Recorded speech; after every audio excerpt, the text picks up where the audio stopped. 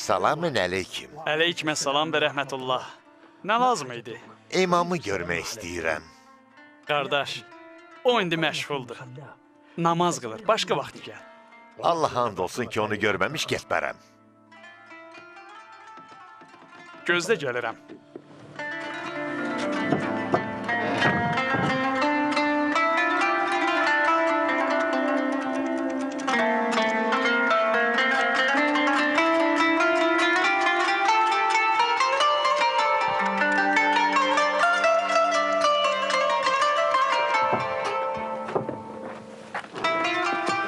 Allaha çox şükür.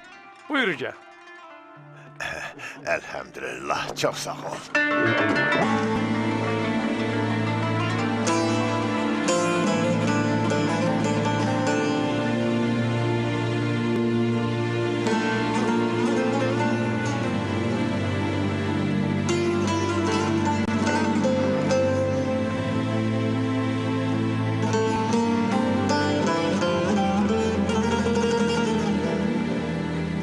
Esselamu aleyküm. Və aleykümessalam və rəhmətullah. Buyur əyləş. Allah.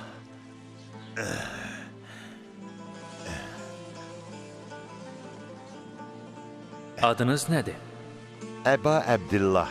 Allah səni sabit qədəm eləyib, müvəffəq eləsin ey Əba Əbdillah. Ziyarətimdə məqsəd dediyiniz bu duanı eşitmək olsaydı, artıq mən getmiş olardım. Məndən istəyin nədir? Allahdan sizinlə görüşməyimi və elminizdən faydalanmağımı mənə qismət eləməsini dilədim. Ümidvaram ki, Allah istədiklərimi qəbul eləyəcək. Ey Əba Əbdillah, elm öyrənməklə qazanılmır. O bir nurdur ki, Allah Taala hidayət etdiyi bəndənin qəlbinə salar. Elm istədikdə, əvvəlcə Allahdan səndə həqiqi bəndəçiliyin olmasını dilə. Allaha vəfalı ol ki, elmi sənə ilham etsin. Bunu necə eləyim? De, ey Əba Əbdillah. Ey Əba Əbdillah, həqiqi bəndəçilik nədir? Bu üç şeydir. Bəndə Allahın verdiyi mülkün onun olmadığını bilə. Çünki bəndələrin mülkü olmur. Mülkü Allahın malı görə və onu Allahın əmr etdiyi yerlərdə xərcləyə. Bəndə öz başına heç bir tədbir görməyə. Allahın əmr etdikləri ilə məşğul ola, qadağan etdiklərindən çəkinə.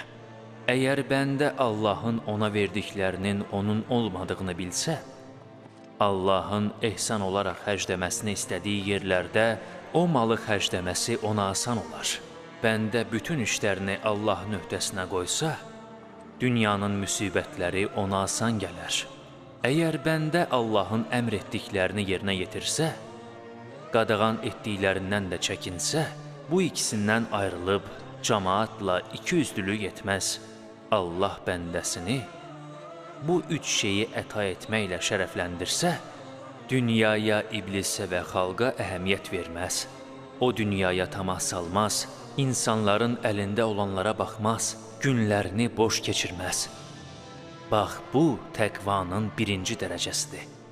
Allah Təbarək Taala buyurub, biz bu axirət evini yer üzündə təkəbbürlük etməyib və fitnə fəsad törətməyənlərə veririk. Gözəl aqibət müttəqilərindir. Ey Əba Əbdillah, mənə nəsiyyət eləyin. Sənə 9 şeyi tapşırıram. Bunlar mənim Allah yolunu gedənlər üçün olan nəsiyyətimdir. Allahdan sənə bunlara əməl etməkdə kömək olmasını diləyirəm. Bunlardan üçü nəfsi tərbiyə etmək üçündür. Üçü elmə aiddir. Üçü isə elmə aid. Bunları yadda saxla və onları yüngül sayma. Qəlbimdə yalnız sizin dediklərinizə yer var. Nəfsə aid olanlara gəlincə, nə badə sənin olmayan malı yeyəsən. Həqiqətən o axmaqlıq və bəla gətirər. Yeməyi ancaq ac olduqda ye. Yeyəndə halal ye və yeməyə bismillahla başla. Peyğəmbər Salavatullahın hədisini unutma. Allahın salamı ona, onun ailəsinə olsun. İnsan mədəsinin 1/3 yemək üçün, ikinci 1/3 su üçün, qalan 1/3-ni də nəfəs üçün saxlamalıdır. Bunlar nəfsi tərbiyə eləmək üçündür. Bəs helmə aid olanlar hansılardır? Helmə aid olanlar budur. Bir nəfər sənə desə ki, bir söz desən 10 bərabərini eşidərsən, ona de.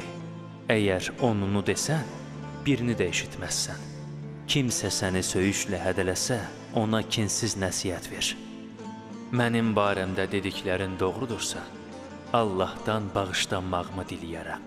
Əgər dediyin doğru deyilsə, Allah Taala'dan sənin bağışlanmağını diləyəcəm. Bunlara əməl eləmək üçün Allah köməyimiz olsun. Elmə gəldikdə isə, bilmədiklərini alimlərdən soruş. Nə badə onlardan bildiklərini onları yoxlamaq üçün soruşasan. Yalnız öz rəyinə əsaslanma. Ehtiyat olaraq mümkün olanları da əldən vermə. Öz rəyinlə fətva verməkdən, şirdən qaçdığın kimi qaç. Boynunu insanlar üçün körpü etmə. İndi isə, ey Əba Əbdəllah, xahiş eləyirəm mənə icazə verəsən dualarıma davam edeyim ki, özüm də əli boş qalmayım. Allahın salamı doğru yolda olanlara olsun.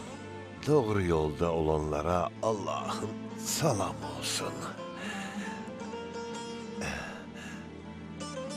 Salamat kalın. Allah amanında ol.